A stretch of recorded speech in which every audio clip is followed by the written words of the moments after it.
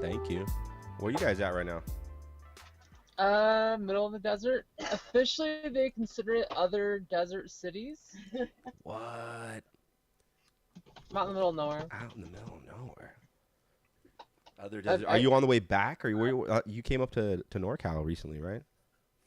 yeah, no, I was in NorCal earlier this week on Wednesday. So How'd that I've go? been there. I've done that. How'd that go? Relatively okay. It was a long fucking drive. 8 hours up, 8 hours What back. is your mother doing in the background right Oh, Uh, crawling she's up to my cage. totally not going up there to smoke pot.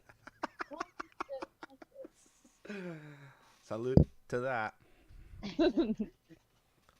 So Zoe, it's been a minute, man, and I just want to say I miss you too. I miss both of you guys, and my heart goes out to you. I love you guys. Like fuck.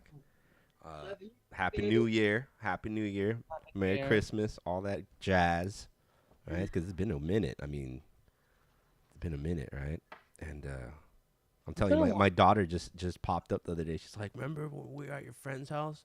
And then the cat scratched me. Yeah. And she was just like, it wasn't like, she was just going off on it, but she was like talking about it like it was so cool. I was like, yeah, I remember that. Totally. Times. Yeah, good times, man. So you're on your way back to San Diego right now? No, so right now I am in 29 Palms, so I'm home, quote unquote. Mm-hmm. And I'll be going to San Diego next week on Monday. What's up? What's up? Are you working right now down there or what? Government contractor. Can't even talk about it, huh? I can a little bit. Like I I can mean, say you that can I'm give us the building a gist drone. about it. I can say that I'm building a small heavy lift drone. I can't talk about what the Fair enough. drone's Fair enough. going to do. Fair enough. So. All right. All right. What else is going on with the drones in the drone world? What'd you just get right now? What do you build? Are you building something right now? The unicorn? Wait, Uh, are we recording? I'm recording at this point, but I was wondering, like, I'm are not we live. regular conversation or is this like a recording? Like, what the fuck is going on? We're not live, so I don't have to abide by those rules. I mean, yeah, so right now I'm working on the unicorns. I just got the new carbon in. It weighs 16 grams less than the first version, which is not bad. Could be better, could always be worse, but yeah, like it was kind of a porker. It was coming in at Mm. 104 grams just for the carbon. Even though like the Impulse Alien RC I think is like 140 grams for the all-up weight of the frame. I didn't want to get anywhere near that weight. So with the new carbon, it weighs in at 88 grams. So it's not too bad. Um, it should be enough to where with the hardware, because it only has 2 standoffs and 8 bolts. Um, it should be fairly light. Like I'm hoping that I'll hit the 100-gram mark on the frame weight. And it's obviously Which it's gonna be 3D. yeah, no, 3D. That's wild. Top mount battery. Yeah, it's kind of funny that the top mount of this, you can't see it in the audio, obviously, but what you can see is, at least in video for Tony, is that it's kind of like a unicorn body. You have the Oh, I see face, it. Yeah, yeah. snout, and the horn. That's tight. The horn, you set your GoPro on top. It also protects you when you go to crash Did you see your that? bottom camera. Did you see that new Um, GoPro? there's a new one. The Fusion, I guess. I think it's called. Oh yeah, that thing's stupid. Is it? No, I Like don't why? I don't even like GoPro. Stop smoking crack. know. First of all, crack is for poor people. Yeah, All right, so should we do the intro, make it official, I guess? yeah. All right, welcome everybody. This is the EastSide Tony podcast, and I have Zoe with me. Zoe, can you introduce yourself and let the people know what your accolades are? I'm Zoe. I'm 27. I'm single. I live out in the middle of the desert. I fly drones for a living. I didn't see your Tinder profile. No, just kidding. I I like don't know, what's long wrong with drone me? flies on the beach. Remember that one time I saw you on the beach? Do you remember that? when I was like a fanboy, I came up. I was like, "Hey, hi." You were Uh, flying on that point in Santa Cruz, and I was like, I was parked at the top at that point on the left side, not where you lived, but on the other side. You know that little vista point where over the bridge, where the bench is. You know what I'm talking about? Where that little cove is on the other side, where the beach is, where everybody goes does the bonfires. You don't remember? Oh man, no, totally. I came up to you like that guy, like, hey, and you're like flying. You're totally flying. Yeah, no, I don't remember. I was like, me and my daughter love you. Me and my daughter love you. Like And I it have was I have just a few of those moments. I don't right. remember that one. That's crazy. Yeah, no, I consider you a superstar. Kind of crazy.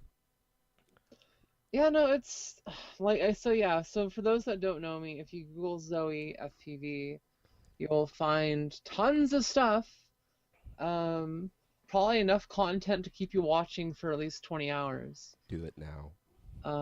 But yeah, so there's a bunch of stuff that I put out, a bunch of stuff that I've been in. I've been around drone sports for about 5 years now. And I've been a professional competitor in drone sports. I've been sponsored by several companies. Although recently, I guess you could say I'm retiring from that. Um, although I guess I haven't officially made it official, because I don't know. Like, there's been a lot of stuff that's happened over the last 2 days and last couple weeks that have really kind of solidified what it is I want to do and what it is I can do. And one of the things I was really looking forward to doing this season was essentially going out and competing in giant drone races.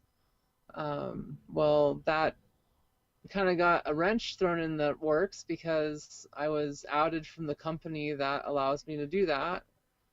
Um, so essentially, I split off from them and took my brand with me. And I don't know what I really want to do anymore besides hold events and keep spreading the good word that is FPV. Because like it's kind of fucked up. Like the whole thing with FPV racing over the last few years has been this whole thing of people trying to cash in on the hype and Can, people trying to make money off can of can I an idea. can I ask you, because like I was more into the freestyle aspect of FPV. So the racing, I was never really like super into it. So what's the status of FPV racing right now? Like, I knew it was like on ESPN. Is it still big? Like I know you Oh, had keywords you used to search on Google, right? yeah, To so I check the still I trends. still search the keywords. I still stay up And on it what do you see on constantly. it? What do you see about that? Drone racing's dead, Hmm. plain and simple. Like, okay, so it, when I say that statement, it's a very big statement to make. Okay. Um, and to make that statement, I don't make it lightly. And two, it's a data-driven statement. This past year, I think if you ask almost any chapter of multi-GP whether or not they've had less pilots flying, they'll probably tell you they have. So just on the front lines, there's less pilots racing FPV. So On the back end, the public perception notes, like the Google Trends for what people are looking up and what they're interested in, drone racing has been on the decline. Like we have this massive, if you like go to trends.google.com and type in drone racing, you'll get the option to see the spread over 5 years. And over 5 years, you can see the start of it, like the little murmurs of drone racing. If you actually like linked, and I at one point in time did, linked up those spikes to big events that happened in the FPV community, yeah, and I could kind of map out the history of FPV within that interest. right. And one of the few things that really blew up originally was one, no one knew what racing drones were. No one knew that you could actually build these things. So you had this whole world that had no idea about this. And then two, you had this community or group of people, nerds as I call them affectionately, that love drones. Like I'm a nerd. I love technology. And so that group of people that love technology and would love, drones was introduced to them by sites like tested.com and a bunch of other internet media. There were, For me it was you know, Game of Drones at Maker Faire. that Game of Drones spread it out locally to a lot of people. And that's where I remember seeing you. That's where I got the fanboy from, right? Like, what the heck? And Who's this and person? that's What's the other going issue too, on? is Game of They're Drones at Maker fighting Faire doesn't drones. happen anymore. Really? Are Um, they? They're just racing or whatever. no, they're not even racing They're, anymore at Maker Faire. this last year was it last year? They didn't even get the tent or something, right? No, this past year they didn't race. Now I've raised the issue For people that don't know, internally. Maker Faire is this huge event up here in Northern California where like all different types of makers, artists. I mean, like from people that sew and do that stuff to high tech stuff, and all the companies are there.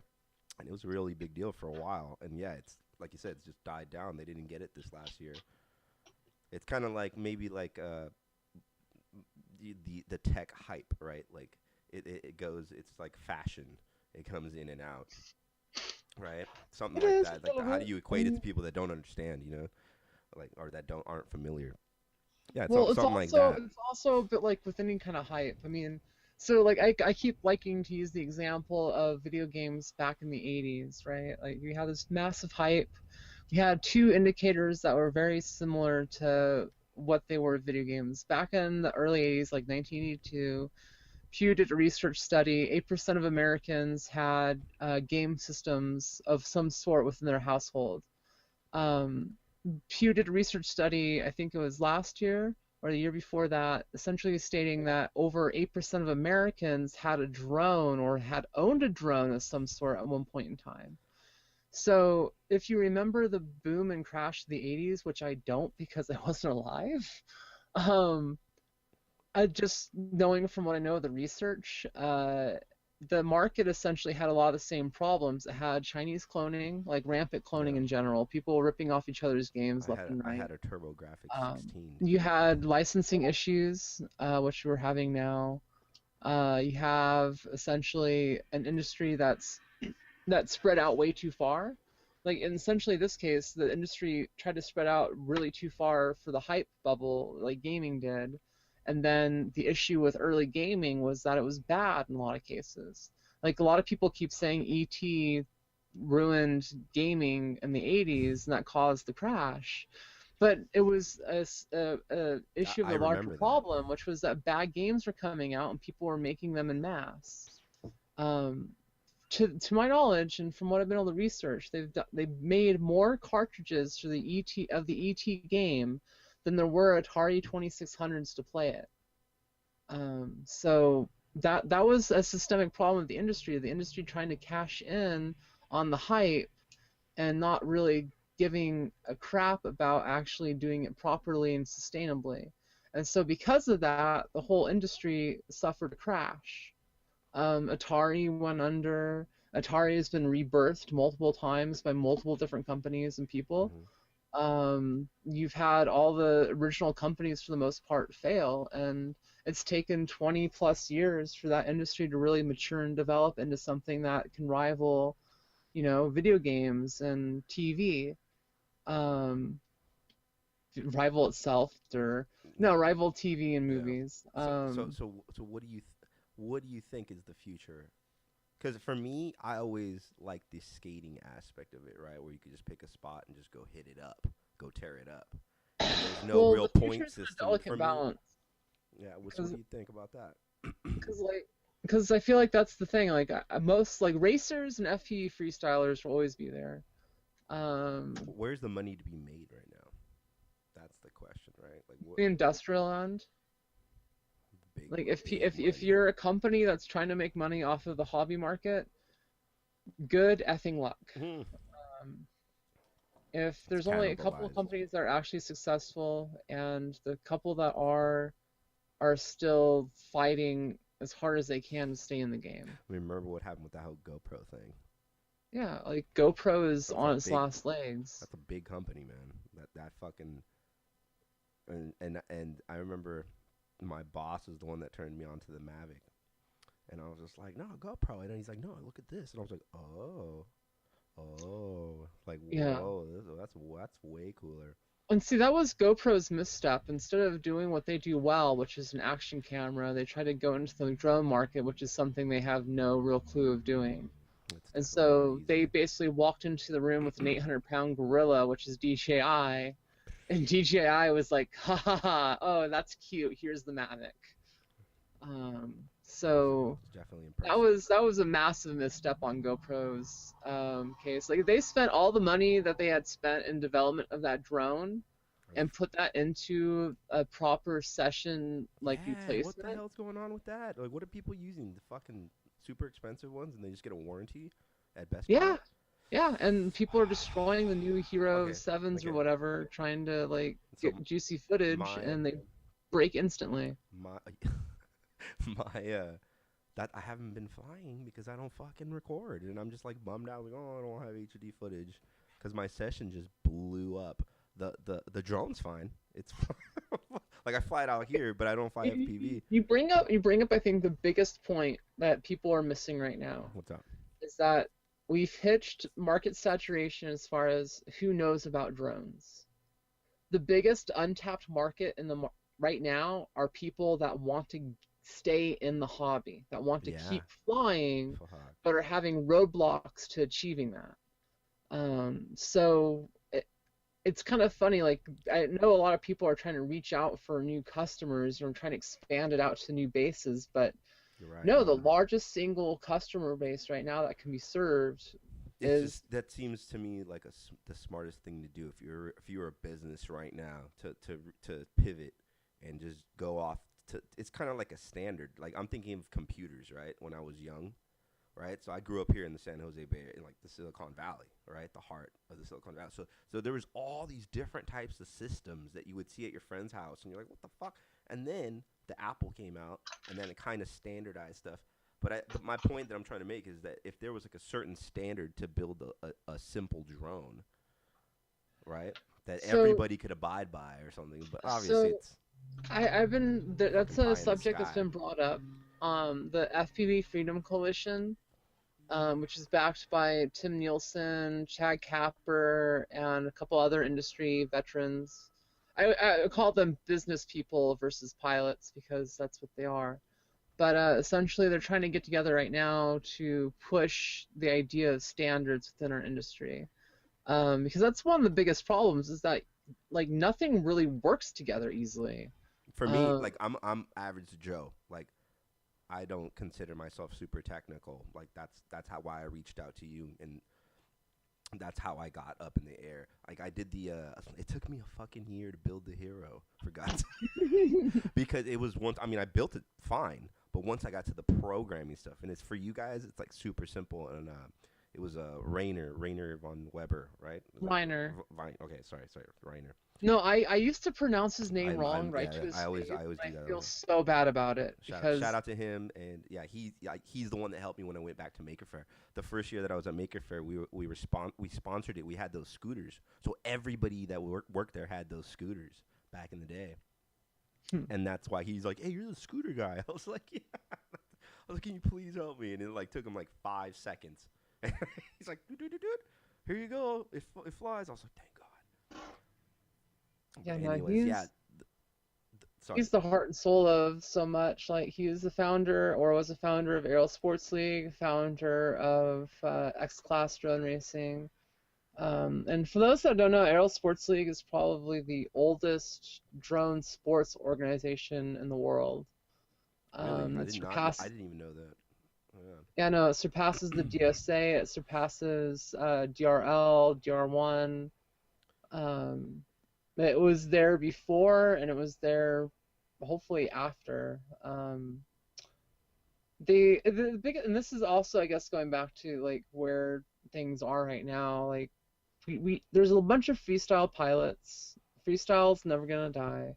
People I feel like that get into the hobby are gonna want to get back into the hobby at some point in their life.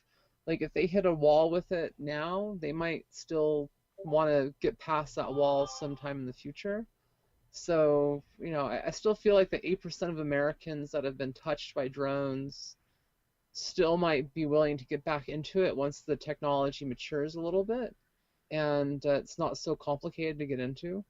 Um, so I'm still hopeful, but the biggest thing is people have to realize is that we had this hype spike, and then over the last couple years the hype spike has essentially leveled out.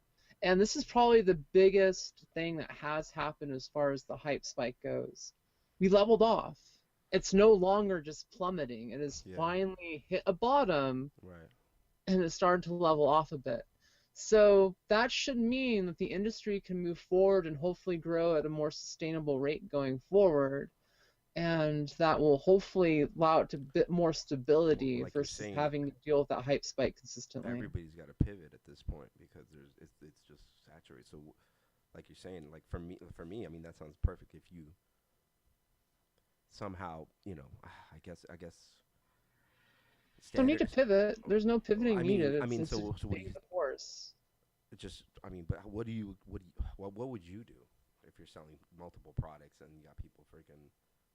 It's that hype train, dude, right? So everybody wants to ride that hype train, but then Yeah, this get is off the the hype train. Stop trying to be a Sari or a fuck. Sally Mae Easier said than cosmetic done. salesperson. Easier said than done, right? No, just fucking do it. There's two options. One, the industry can continue to flail around like it has been, or two, it can put its big girl pants on and actually do something about it. The issue is that this is another thing is we don't have like a standards committee. We don't have a thing once a year where everyone gets together to talk about standards and what What they're going about to be doing next year what and about how it's all going to work big together. industries like governments and shit? Do they have they obviously have standards, but who sets those? Well, so that's the thing. So you have generally outside groups, like for example, HTML has W3. Okay, It's a group that's set up to create standards for HTML. You have groups out there that create standards for technologies. right. It's nothing new. It's just the fact that we haven't had that kind of group in FPV. And Um, and and what about that coalition that you were talking about earlier? I mean, so that's the thing. The FPV Coalition's trying to do that. And as a member of the coalition, I'm trying to be very positive in its mission of trying to create standards within the industry. The biggest thing is it's difficult because it requires getting Trappy, Immersion RC, and Get FPV to play together. And right. I'm not sure if that's possible. Um, because you have, again, you're trying to get the biggest players in the industry that are, ultimately trying to compete against each other to be cooperative. It's very difficult, but it's something that has to be done. So Right. the biggest thing, I guess, then is trying to figure out how to implement that. So I've been trying to think about that for a while. It's a new concept within the FPV coalition to try to create standards. I mean, originally the whole How idea new of the is it? coalition was to fight back against, in my mind and opinion, fight back against regulations being created for drones. Hmm. Um, Right. and now it's turning more into, Commercial. hey, let's create regulations and create standards and um, doing something that wasn't necessarily part of the original mission statement, but something that the industry needs.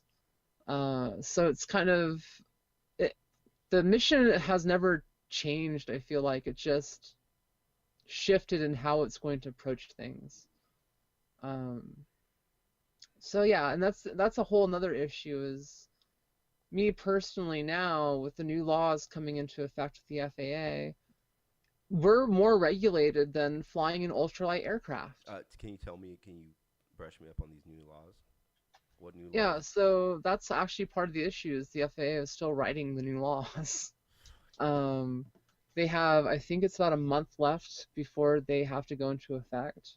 And there's something very interesting. If they do not have the new laws written and ready to go in effect by that time, then the whole new FAA Reauthorization Act, I could be wrong, and I'm probably wrong, but from what I've read and what a few other people have read, that goes back into redrafting and they have to push it back through again because the window is very limited.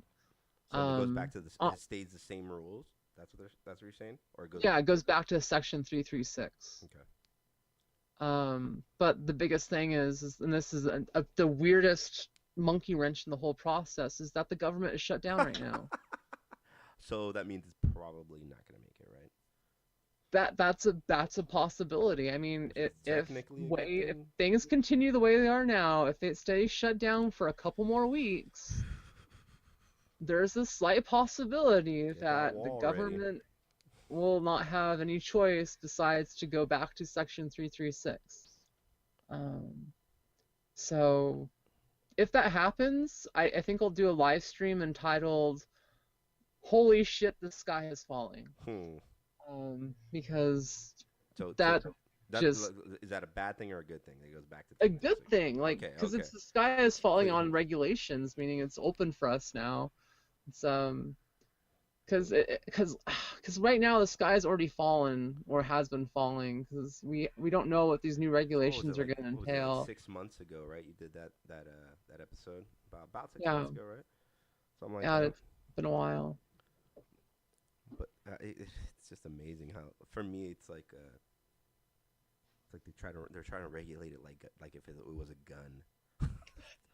And It's that's like the thing that I Jesus have the hardest time with Christ, is man. that a drone domestically has yet to kill anybody, Right. or really seriously maim anybody, And or that take down an and aircraft, like you said, or do like anything if I horrible. remember correctly, I mean, there's technologies out there that you can identify the fucking aircraft too, right? Where it's So like I've been doing a lot of research on remote identification technologies how lately. does Apple do it?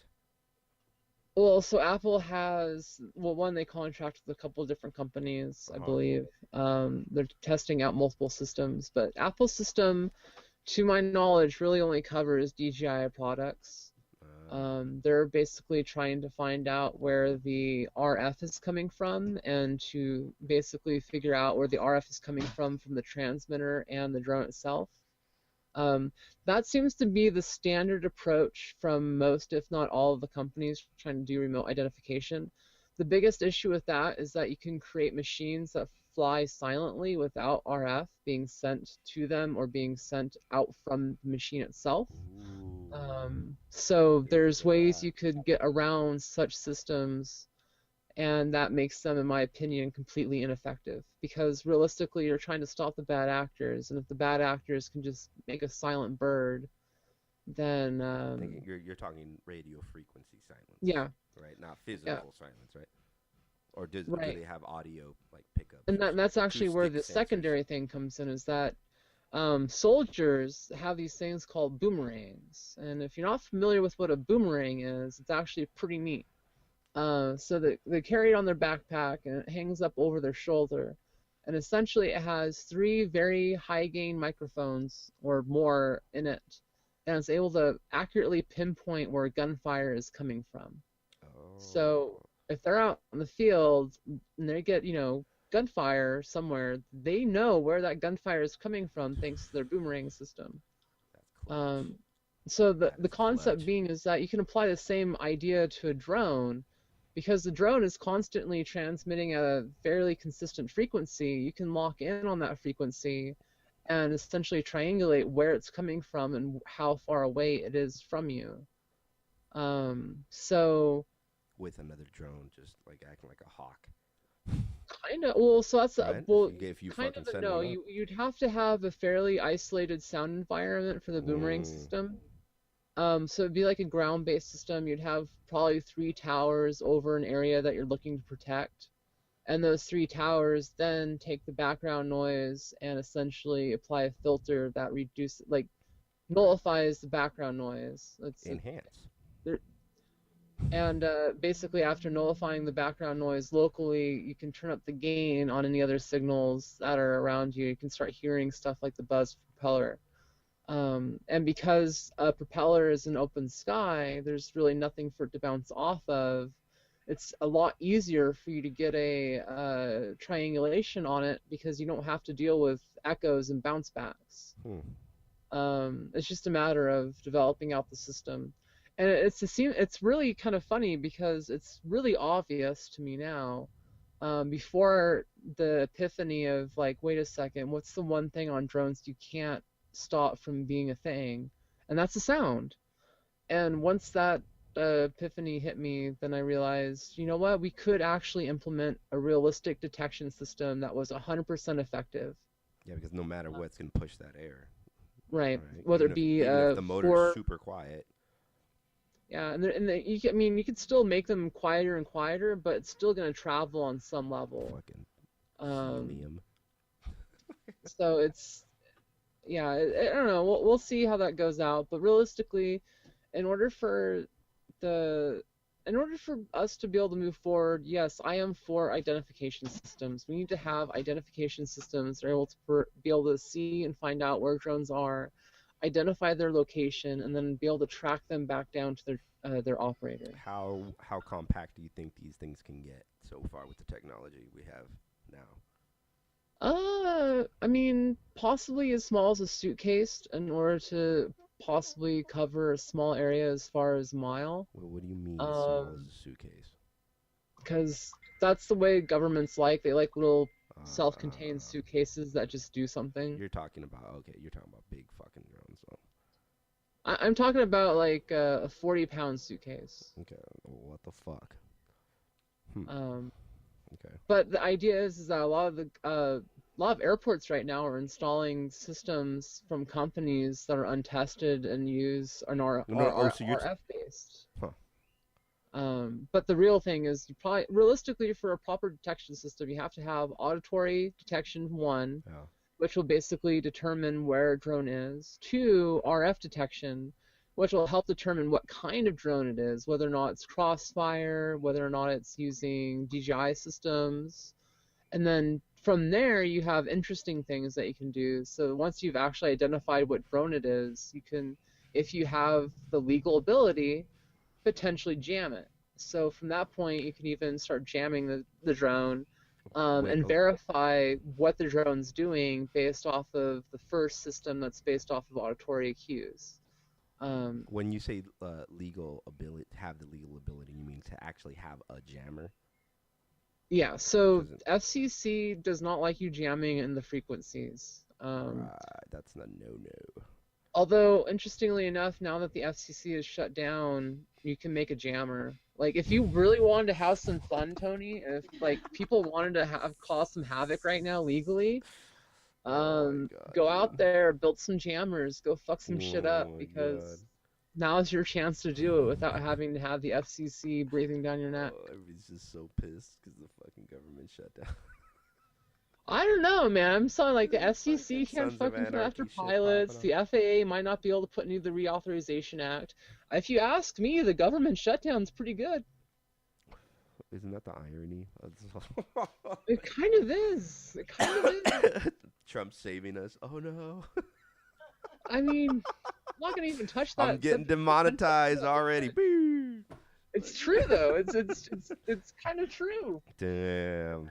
I mean, I'm kind of hoping that it continues on, just because it makes flying a lot easier for pilots. Because, like, think about it, like the posts I've been seeing on social media forums, like, "Hey guys, time to go fly the national parks." People have been having fun. Pilots. I have not seen those memes yet. That's awesome. Somebody should work on that ASAP. It's good. It's whatever happened to Hitler reacts to Rotor Riot? Whatever happened? Shout out to that guy. Come out of the fucking wherever you are. Anyways, so what, dude? Okay, so what else is up? Fucking drones, dude. Yeah, no, that's crazy, man. The government's. I don't know, and I'm working for the government now, so that's new. Hope you get paid. Fucking joke's on you. Has an independent contractor. Oh, you're working for Trump. He doesn't like to pay his contractors. You're fucked. Yeah, no. Military contractors are okay. Military ain't shut down. Damn. Let's see how it is. Hashtag America. Fuck yeah. Yeah, so that's a whole thing. So right now I'm working on a project. So I can't talk about what it does. Like, well then fucking I don't want to get assassinated. No. If they kick in the down, dark. But so I already talked about and already gotten okayed by what I can say and what I shouldn't be saying. Get that shit on paper. The biggest thing is I'm working on a heavy lift 4-inch drone that's capable of carrying a 5-pound brick. That's tight. So that's just imagine that brick could be anything. I know. Don't worry, Mexican. We've been on that. Got contract from Amazon. Let's see. What's up? What about the other companies that you're working with? Are you working with anybody else right now? Oh yeah, Newbie Drone What's up with still Newbie Drone, dude? Shout out to on a Newbie micro Drone. 3D loop. Yeah, no, I love Newbie Drone. So yeah, that's a 3D loop that I'm working with. They're designing and developing out propellers. I'm kind of the principal tester and kind of instigator. So I give them my design criteria and what I want to see different, and they make it happen. And hopefully the goal is by the time we're done, we'll have a 3D whoop that will be basically fun enough for anybody to really start flying, and actually fly really well. For those that don't know or haven't been following what the hell 3D is or what I do, 3D drone flying is essentially the ability for the drone to have thrust in multiple directions. So say you want to be able to fly upside down continuously. Well, now you just flip your direction of thrust inverted and you can keep flying upside down. And then you can combine positive and negative thrust together to do interesting tricks. It's a lot of fun for me. It's something I spent a lot of time on. I've been flying 3D now for over 4 years. And Damn, that long. the technology for it has definitely progressed. It's gotten to the point where the new IQ motion control motors coming out. That's another company I'm working with, where those motors are pretty much dialed in and ultra buttery smooth. And it's a paradigm shift to way 3D has worked in the past. What's the status of those guys right now? They should be hopefully shipping in January, late end of January, as in this month. They've had, so they're. I've also talked to them about what I can and cannot say because I have an NDA with them. I understand. The rub of it is, and they're also down for being able to be open with most of it. They don't want to like hide stuff from the consumers. They've been really having a hard time getting their manufacturer to actually manufacture what they said they'd manufacture. I'm not going to name names from the industry because China, I right? don't want to do that. But I will say they're probably the biggest manufacturer of drone motors out there, and probably the most prestigious. And essentially what happened with this last production batch of motors is IQ sent them an order that required a very specific magnet. And the order was filled, and they used a different magnet than the one that was ordered. And so the factory, being good on this one, actually apologized and is rerunning the entire order without them having to pay for it. But the issue is they've manufactured an entire run of motors that they can't use. That's kind of weird. It's gonna fall off the back of the truck or something, you know. Well, the issue is one of them is that the magnets are kind of hard to find, the ones they're using. So it took the manufacturer a bit more time to actually hunt them down. Two, the manufacturer, that person got really lazy. And three, if you're not over there actually dealing with the manufacturer directly, it's really hard to make sure your shit gets done properly. So they've had about 8 to 10 revisions with the manufacturer on their motor. And they've more or less perfected it now. The issue is just getting the manufacturer to do what they say they're going to do. So, yeah, we'll see. I'm hopeful. I know the product works. See, if I never tested the product, and if I didn't know it worked, I would be a little bit more upset. But I've tested the product, I know it works, and I know it's worth waiting for. So I'm not too angry. I'm just hoping that the $30,000-ish worth of pre-orders they have are understanding, and that people understand that technological shifts like this, where you're trying to do something different and new, can be very difficult, and getting it right the first time is paramount, because if we do not get that right, if IQ Motion Control does not do it correctly, then they release a product that doesn't work right, and then they essentially die out instantly. So they're dedicated to getting it right. Yeah, I It's think tough. that It's tough. covers that. It's tough because I've worked with China before, and you definitely it's hard if you don't have a guy on the ground over there. It's one of And those they've had things. guys on the ground over there. They've gone multiple times. Um, so It's it's very difficult dealing with China. Just period. Like there's you have always to gonna be effectively issues. live over there during the production of your stuff. Um, Yeah, exactly. Yeah, that's what I meant. You like literally have to be there all the time, every day. and it's yeah. So that's the whole thing. Hopefully they'll get the next batch right. Um, so yeah, IQ, they have some cool stuff coming out in the future. There's some new technology. They have upgraded the motors. So while they've been dealing with the manufacturing Hmm. problems, they've ironed out most of the software problems. So So they've le do you need just special software? What is this to program yeah, your stuff, or is this already just yeah. So it's essentially it's so instead of using like BL Heli or BL Heli S or 32 or whatever you have you, it uses their own special configurator that they built that uses their own protocol. The issue is right now essentially getting it to work with all the different flight controllers out there. Um, Internally, I've discussed with them what kind of needs to happen as far as the support goes. Because right now, what happens is you get all the motors, you get your motors, they're all hmm going one direction, so you have to change direction of at least two motors. And okay. if you want to fly 3D mode, you have to enable 3D mode. So you have to go into each motor individually with an FTDI tool, which is a pain in the butt, Yeah, to change the settings for each motor. And while that works, no, the pain in the just ass. no. Yeah, Like like no, like I've made it very plainly obvious to them that it needs to be fixed. Because in order for people to actually be able to build these things out and change settings, they need to be able to do pass-through configuration where everything is soldered directly to the flight controller, and the flight controller behaves as the FTDI tool for you to actually configure the motors. The issue is with that is it just requires either a lot of dev time on their end and or a lot of dev time or a little bit of dev time on the ends of flight control developers.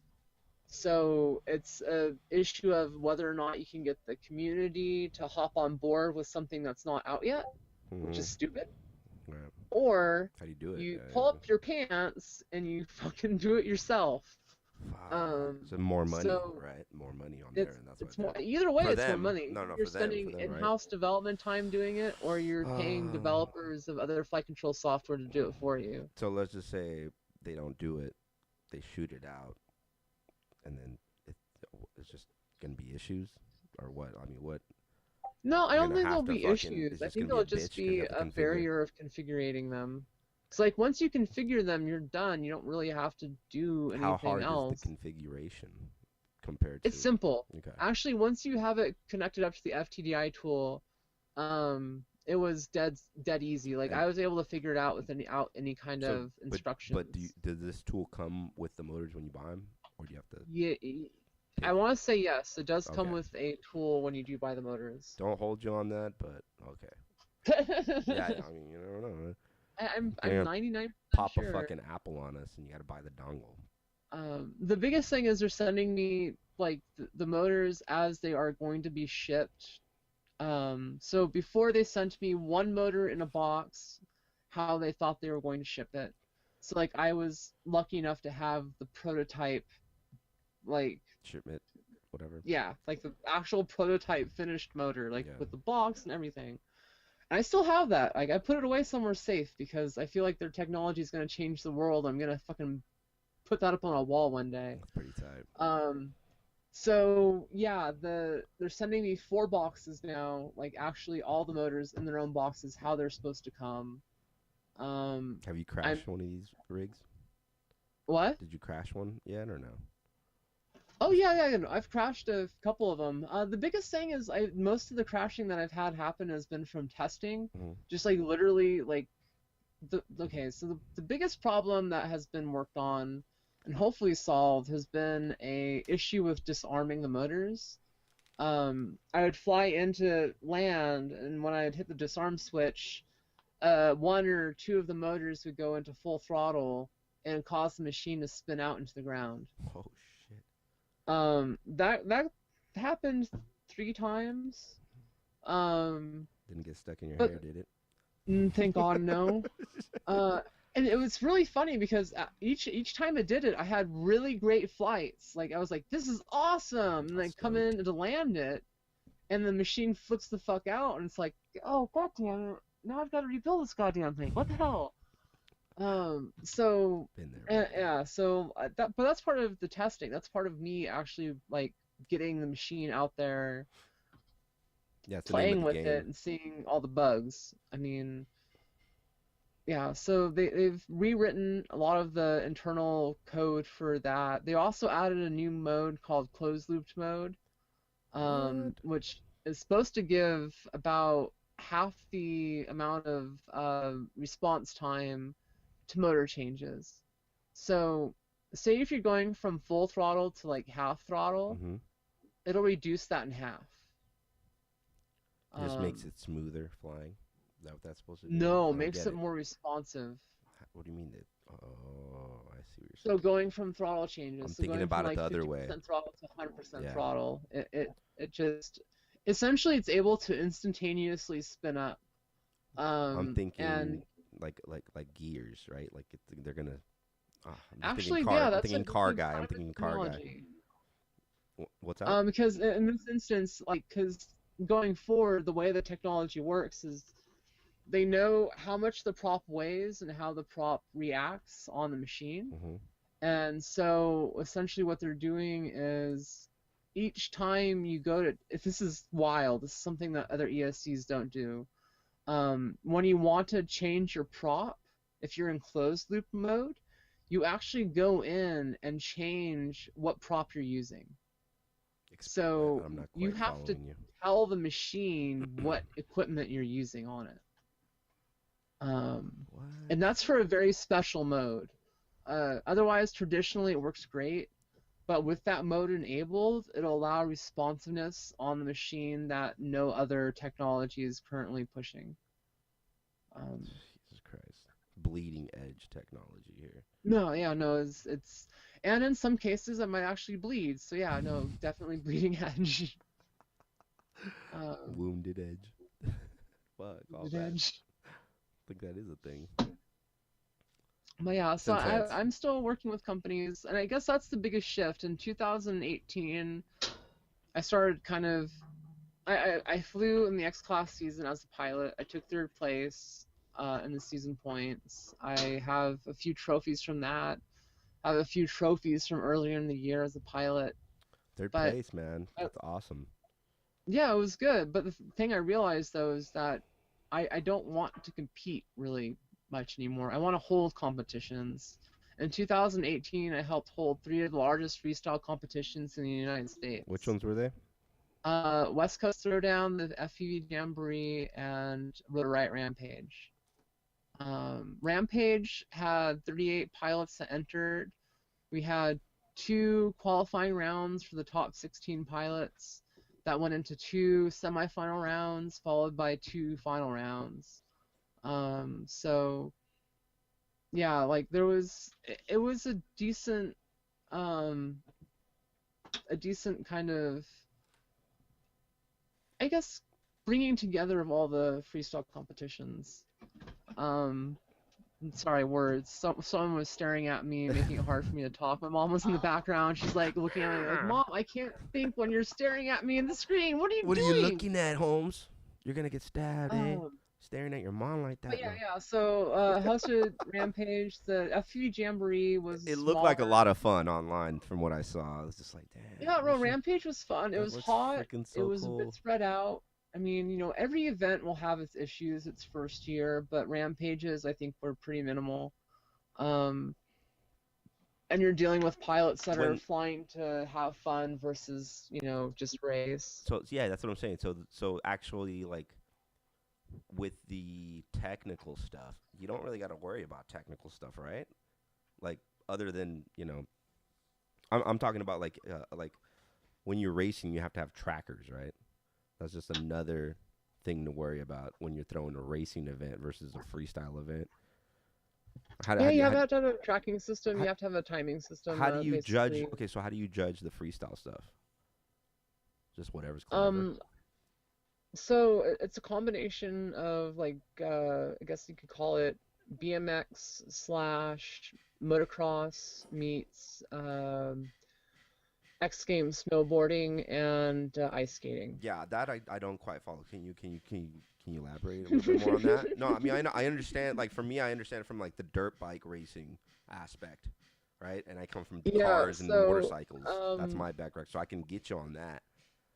yeah, so you have generally it's scored in three core factors. You have style, um, slash flow. You have difficulty and essentially technicality and use of course. And so you can have all the flow in the world, but if you aren't technical and use the course, then you know what you're doing. You can have all the use the course in the world, but if you have no flow, then you ain't got shit. The same thing, you can be an incredibly great technical pilot, but if you ain't doing proximity and you have no flow, then Okay. yeah. Okay. So those are the three core things. I released a document under Creative Commons that allows people to judge freestyle competitions and host their own competitions under the format that I created. Um, it's the Freestyle Throwdown rule set. That's tight. Um, Yeah, so we used it for Rotor Riot Rampage, and I'm proud to say that the event started on time and ended on time. Yeah, it's a big Um, accomplishment to any event if you think about it. Like, Especially when you're talking about anything drone related, because many drone racing slash drone events don't have that. They generally start late and they end late. But how I'm many? a stickler for time, and also I'm really good with time management as far as figuring out how long it takes to do everything and how long it's going to take to have stuff happen.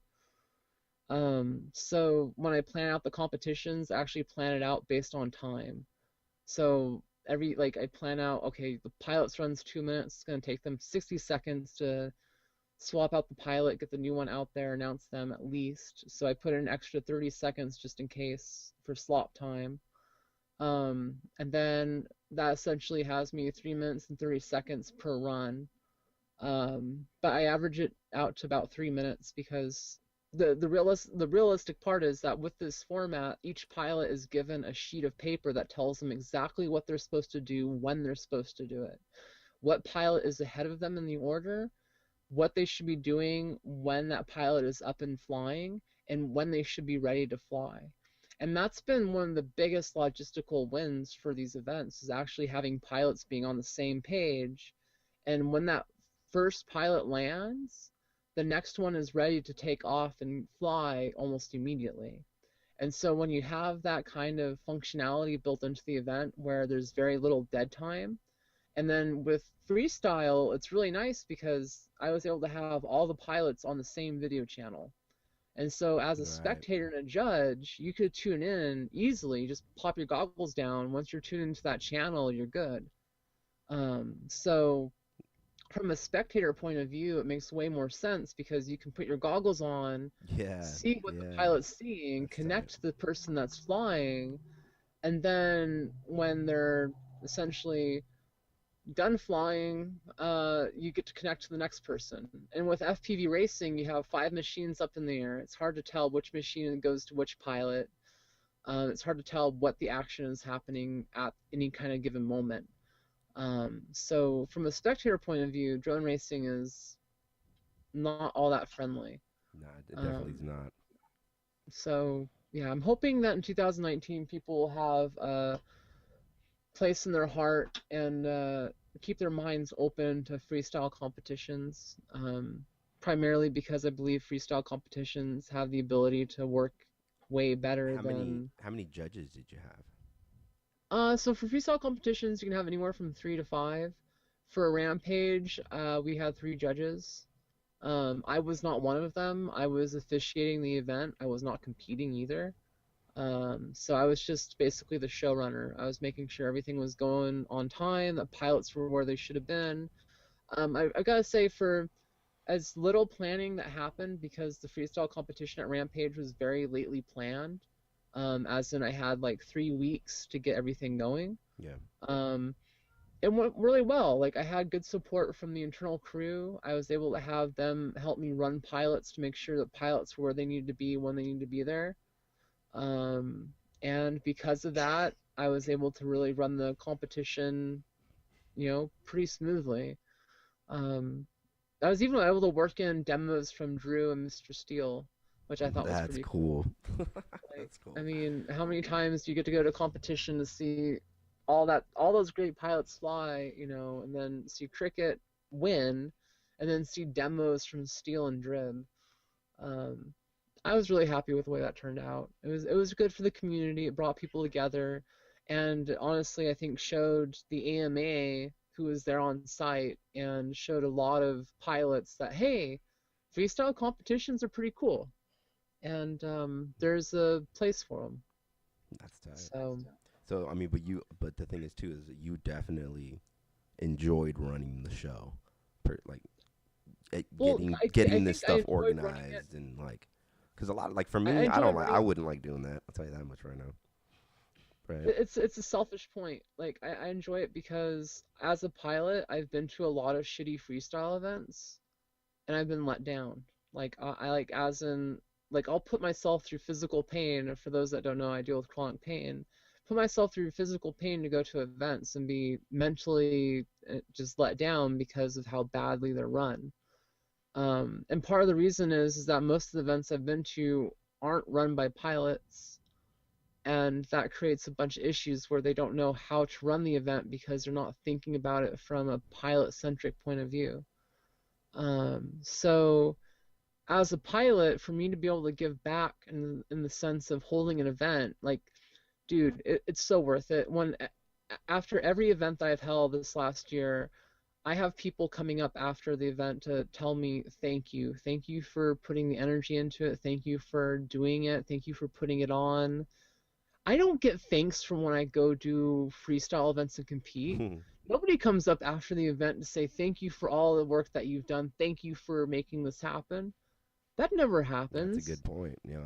That's a good You know, point. so from a I guess from a feel good point of view, it feels really good to put on a good event for pilots that they enjoy. And to do it from the point of view of actually just making a good event happen. You know, it's not out of I made no money off of hosting those events. I like dumb it down. It's like throwing a party, right? It's That like throwing a that's party kind that of you want people to come back and have a good time and enjoy themselves, not stress off of like, oh well, we're gonna do A, B, and C, and then we ended up putting the cart in front of the horse and we didn't do it correctly, and womp womp womp. So it's just like having a good party, right? And I feel like that's probably going to be where it gets back to in 2019, because with the industry kind of faltering a bit, I feel like, especially now with not as many big events planned for 2019 as there was for 2017 and 18, I feel like it's going to get back down to those community events where it's more focused on the smaller backyard event versus the big flashy let's make money from an event. Like skateboarding, for example. Skateboarding had a bunch of initial competitions, and then it had the dark ages. And that's essentially where people had pushback on skateboarding. They didn't like skaters being places, and then skaters lost their places to go skate. Competition stopped happening as often, and then you had the renaissance of skateboarders where they started holding little competitions in backyards wherever they could, and the culture that continued to build. And because of that, it allowed skateboarding to come back even bigger and better than it was ever before. So, with FPV, it's going to be a long road. We're very, very new still to the whole like realm of existence. I definitely see where it parallels skateboarding, and that's what always has drawn me into FPV freestyle stuff, and just just the whole learning process of just learning. I mean, and it's one that I think I just died. I got like freaking pops in the background outside, like wailing on a brake drum, and I'm just like, I'm messing with the audio. What are you eating over So there? yeah. What are you eating over there? Or what are you doing? Oh yeah, sorry, I was putting away my unicorn frame. How Did far we talk about the unicorn? No, not yet. No, go ahead. I'm chilling, man. Jeez. You're the Wait, I'm loving it, man, because for me it's just like I just love talking to people like this and listening. So talk away, man. It's Yeah, this is easy so for I'm me. working on the unicorn You're a frame. plethora of information. I've been doing way too many things. What's the deal with the unicorn frame? That's like who's making that? Me. Me. You and Yeah, so you by it's yourself? my attempt to What the hell's going on here? say again? You by yourself? Like I don't get it. Like so, who's helping you Yeah. make it? It's like no Yeah, company. like, You're just as literally in getting I'm carbon cut going from in wherever. manufacturing myself. Damn, girl, fill me in on that. So How can I buy one? You can't buy one. God damn it. Goddamn Goddamn unicorns. That's the biggest Can't issue, is you'll get never them. be able to buy one. That's the whole thing. It's the myth. You can't Well, buy so it. that's one of the reasons why I like the unicorn name, is because I like it. unicorns are a myth. And right now the frame is a bit of a myth. Even though I physically have one in my hands How'd you get that for built? testing. How'd you get that built? How'd you get that cut? Oh yeah, so I used Nick at CNC Madness to cut it. Although I'm looking into options to potentially cut it in-house, AK in the RV. Girl. You got your 3D printer in there set up already? Yeah, 3D printer was working, upgrading it right now. Gonna be doing nylon with it soon. So what you would just have a little, I mean, come on. How thick is the plate? The carbon plate? 6 mil? And you can cut that on a desktop? Yeah, you just have to go really slow. Well, fair enough. I mean, it's I mean, I could always talk to the people at my old job. We got fucking industrial lasers. yeah, no, But I I don't know wanna be able to cut it myself eventually. I'm just saying, man. No, that's tight. The first run of frames, actually, so I've got it worked out as far as production goes, because I want to eventually be able to produce them in-house, but that's going to take some time to actually spool up production for carbon and get used to that and to learn how to do all that good stuff. Mainly as a hobby, I would do that, not as actually way of making money. Got it. Gotcha. But the biggest thing with the frames, so I've got the cost of production down to a point where if I can essentially get 6 of them sold, I can cover the cost for a production batch of about 20 of them. Let's start. Like, when did you start this project? Actually, have you been working on it for a while, or? Oh geez, year and 3 months now. Yeah, year and 3 months. Started out as a non-unicorn project. Like I ended up sketching out the design. So I should back up. Originally what happened is that there was a group that wanted to work with me. They were spooling up production for frames and stuff, and this guy called Prop Dusty, he wanted to make a frame with me and said, hey Zoe, let's do this frame. I'm like, okay, fine. So he designed this frame that looked like a clone of the ZMR, and I was like, you can do better than that. And he couldn't. So What do you? after, Okay, I mean, it's just he just designing didn't a have, drone frame. he didn't have the capability to design something that I needed, like, because the unicorn frame has it's kind of a bit of a jigsaw puzzle. Because I envisioned using the carbon in ways that made more sense. Because if you don't know, if you're new to drones or you don't know too much about how carbon works, most of the drone frames are flat packed. And flat packed frames mean that they take carbon, they cut out the carbon in the pieces, and the drone is built like a layer cake. What is that noise? They're having their propane bottle. Oh, I was wondering what that noise was. No worries. It couldn't be worse than my dad fucking hammering on shit outside. I'm like, I'm having to turn my mic down. So can you hear that or no? No, I can't hear it. I'm sure I can pick it up. But yeah, so the carbon generally gets flat packed. Carbon flat pack has been the way they've done it ever since the blackout frames. And the biggest issue with flat pack carbon is that carbon, that's the weakest point. Like if you're flying a frame and you crash, generally you're crashing in a way that puts all the force on the weakest part of the carbon. Do you remember my alien, how that thing broke? Yeah. I was trying to do a front flip, and it just landed in the grass, and it just caught the battery the right way, and it cracked the top plate. Like, oh, great. It was like, I was so like, oh my god. It still flew. But it's not necessarily a bad design. It's just how everyone's done it. And I definitely hit the magic spot, like in the right way. I'm like, oh fuck. And that's the thing. Everything has a magic spot. Like my design is definitely not perfect. I'm sure people will end up breaking it, but as far as strength and stuff like that goes, I ended up taking the arms. So it has 6 mil arms, really thick. Generally, freestyle frames have 4 mil arms. And the total frame weight's about 100 grams. So it's a lot lighter than a lot of the freestyle frames out there. How are the arms? Do you have pictures online already or something like that? Or no? Yeah. There's pictures up on my Patreon. Okay. And I think I posted something to Facebook and Instagram.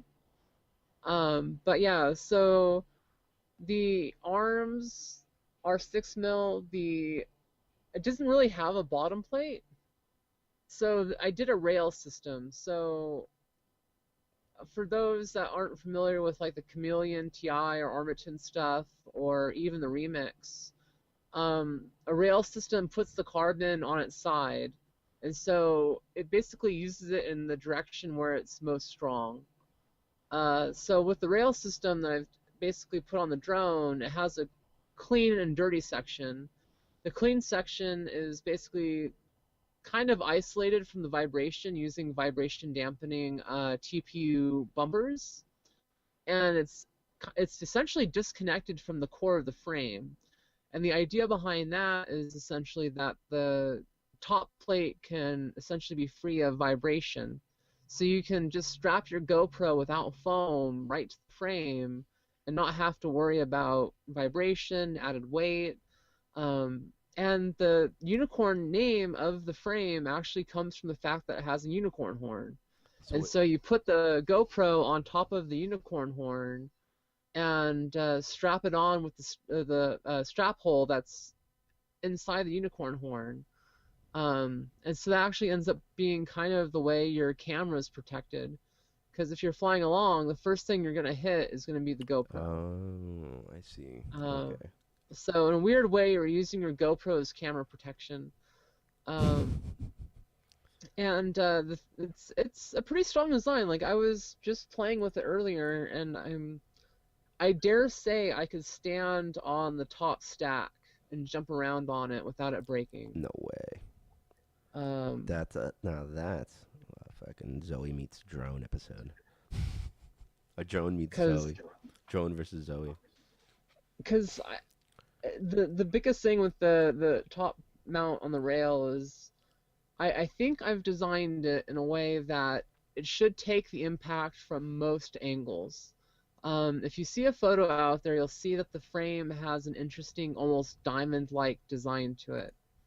And the diamond-like design is to be almost like that, as strong as a diamond. The points on the frame basically transfer the motion being sent into it.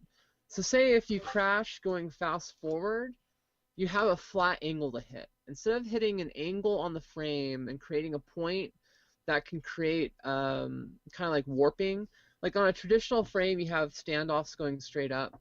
When you hit something, it's going to take the top plate and actually bend the top plate back off on the standoffs. With this frame design, it actually takes the energy that would be hit into the top plate and translates that energy into the bottom plate in a way that should keep that from ever happening. So that's where the testing comes into it. There's still a couple pieces I might have to change and modify to make it as strong as I want it to be. But as far as strength goes, it's at the core of the frame, you have 12 millimeters of carbon. This is Like 5 inch or 4 inch? 5 inch. So I'm pretty sure no one else can claim they have 12 millimeters of carbon at the core of their frame. Interesting.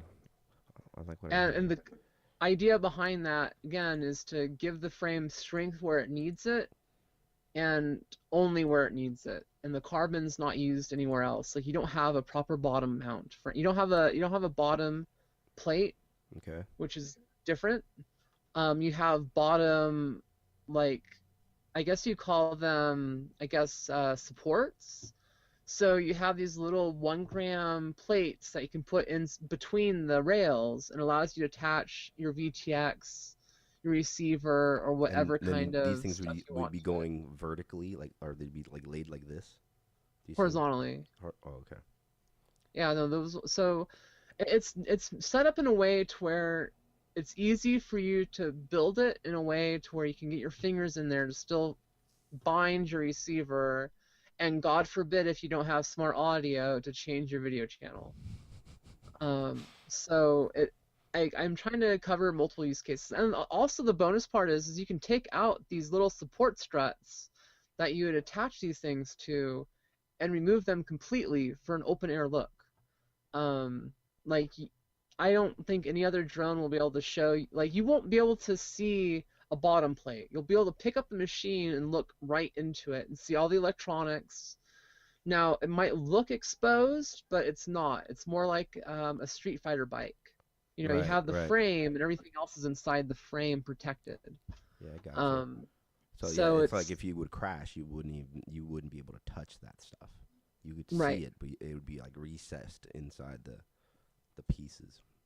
It's an Yeah, interesting and concept. for the most part, so this is another weird thing. The top rail or top part of the drone is set up for 20 by 20 millimeter, but the bottom part is set up to support 30 by 30 millimeter flight Let's see, controllers. it's like a pyramid structure.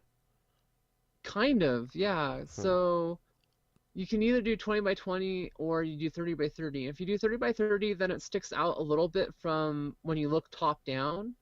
But as far as actually hitting the flight controller, it's damn near impossible because with your battery on top of it, plus the way the arms stick out, like it's gonna be hard to happen. How do the arms stick out? Like just So the standard. arms, interestingly enough, the arms travel through the bottom rail. And so the Hmm. bottom rail is attached to the machine through the arms. And so it serves two purposes. One, the bottom rail acts as a 12 millimeter rail. That's really strong. Allows you to connect the bottom plates too if you want to add them. And it also effectively acts as a kind of like an arm stopper.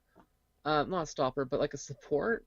Generally, drones, when you see the racing ones that have supports at the end of the arms going from motor to motor, this support essentially is just closer in on the frame. And so you take all the energy that would be put on the screws, Hmm. and you take it off of the screws. So instead of it being, so it's really, really hard to explain without No, showing the frame. but it makes sense. It's kind of like I'm thinking like the black sheep, like the TBS black sheep has those supports on the very fucking far end. You're just moving them in closer to the body. That's what you're talking about? Or is this a No, completely different fucking concept? Getting here. I think it's probably a completely different concept. Fucking, Because there's need a couple pictures? of Can you throw concepts pictures that up? are a little different about the unicorn frame than Can you traditional throw pictures frames. up on your screen? I know the audience Oh, can't hear it or see them, but wait, are you recording video too no, now? I'm not recording video, but I just want to see what you're talking about. Um, Whatever. let's If see, you well, can't, you let's see can't. if even, Or send me a link. I could open the link. yeah, let me send you a link. Because, there it is. So right now you only have one built. I don't even have one built. The first one that I built out, I ended up breaking while I was building it. How'd you do that? and that was down to uh, an error in the design. The new one is much, much, much, much, much, much better.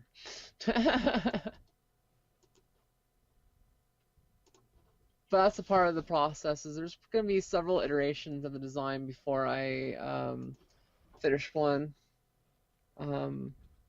Yeah, no, for sure. Build, crash, repeat. Oh gosh. Still there? Yeah, I'm here. Okay, I just accidentally hit mic. How do I send a message? I can't. Wait, can I send a message to you? Yes, I can.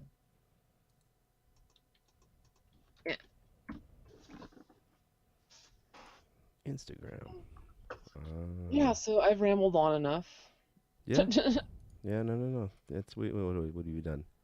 116. That's awesome, dude. Oh, let me see. I want to see this real quick. There you go.